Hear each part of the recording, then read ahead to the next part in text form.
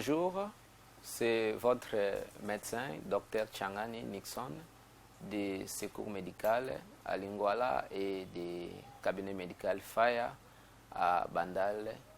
Aujourd'hui, nous allons parler de l'angine de poitrine. C'est une maladie du cœur qu'on appelle aussi l'angor pectoris. C'est une maladie du cœur. C'est quoi d'abord l'angine de la poitrine? C'est une maladie du cœur liée à une mauvaise irrigation du cœur, due à un rétrécissement des artères qui amènent le sang au niveau du cœur qu'on appelle les artères coronaires. Ces artères qui sont rétrécies, ainsi le cœur va avoir des difficultés pour pouvoir bénéficier de l'oxygène qu'il est censé avoir normalement. Ainsi, ça va entraîner des douleurs intenses au niveau des thorax qui vont se manifester comme des serrements du thorax essentiellement, et ces douleurs vont irradier au niveau des bras gauche, au niveau du dos, mais aussi au niveau des mâchoires inférieures, au niveau de la gorge. Alors, qu'est-ce qui peut être la cause de l'angine de poitrine? Qu'est-ce qui cause la cause? Qu'est-ce qui est à la base de l'angine de poitrine? Quelles sont les étiologies? Essentiellement, c'est les dépôts des plaques d'athérome, des plaques de cholestérol.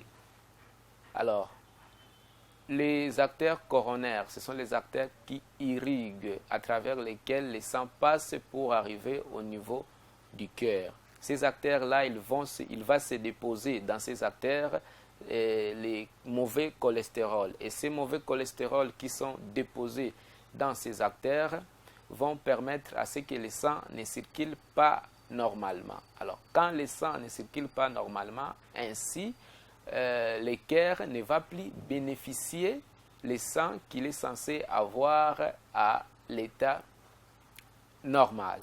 Alors, il existe 3 différents types d'angine de poitrine ou d'angor. Nous avons l'angor ou l'angine de poitrine stable, nous avons l'angine de poitrine instable et nous avons l'angine de poitrine ou l'angor spastique. Donc, dans l'angine de poitrine stable, là, nous avons des douleurs qui surviennent, dont j'ai donné la description, qui vont survenir très souvent à l'effort. Et dans l'angine de poitrine instable, ces douleurs-là peuvent survenir et à l'effort et au repos. Donc, ce sont des douleurs instables.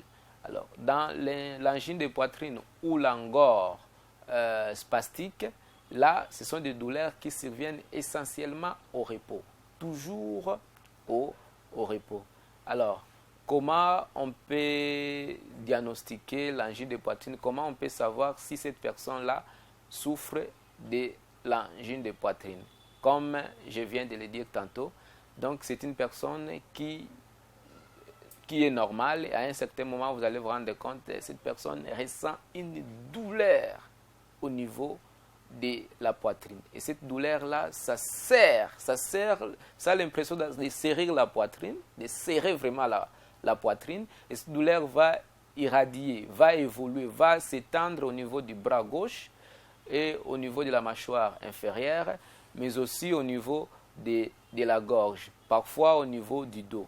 Et les symptômes peuvent aussi se différencier qu'il s'agit d'une femme ou qu'il s'agit de l'homme. Chez la femme, on peut avoir des symptômes qui sont purement atypiques, c'est-à-dire parfois on peut avoir des douleurs des ventres, les maux de ventre. On peut aussi avoir des douleurs qui ressemblent au mal de l'estomac, au mal de l'estomac, mais en réalité, il s'agit de l'angine de la poitrine. Alors, comment nous pouvons traiter cette pathologie qui se trouve être l'angine de poitrine? Nous avons des traitements médicaux et puis nous avons des traitements chirurgicaux. Dans les traitements médicaux, on donne les médicaments qui ouvrent, qui permettent à ce que les vaisseaux ne soient plus resserrés. On parle des vasodilatateurs, des médicaments qui ouvrent un peu le calibre des vaisseaux pour que le sang circule normalement. Et en dehors de ça, on peut aussi traiter chirurgicalement. La chirurgie, donc, comme vous pouvez le constater, la chirurgie consistera à ce moment-là de pouvoir nettoyer, perméabiliser, c'est-à-dire enlever tous les dépôts de plaques d'athérome et finalement, le sang va circuler normalement pour arriver au niveau du cœur.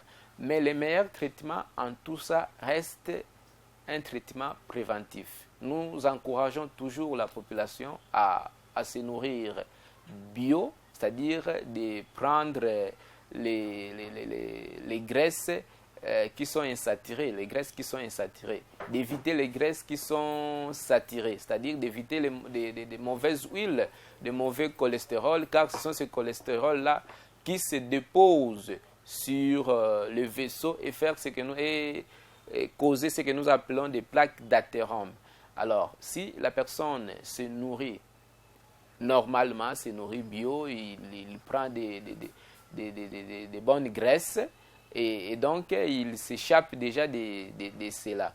En dehors de cela, nous encourageons aussi aux gens de faire les activités physiques. Parce qu'avec l'habitude de faire les activités physiques, on s'échappe de l'angor ou de l'angine de poitrine. Mais aussi, nous demandons aux gens d'éviter les tabacs. Parce que le tabac aussi, c'est un facteur de risque pour développer l'angine de poitrine. Donc voilà ce que nous pouvons dire de l'angine de la poitrine.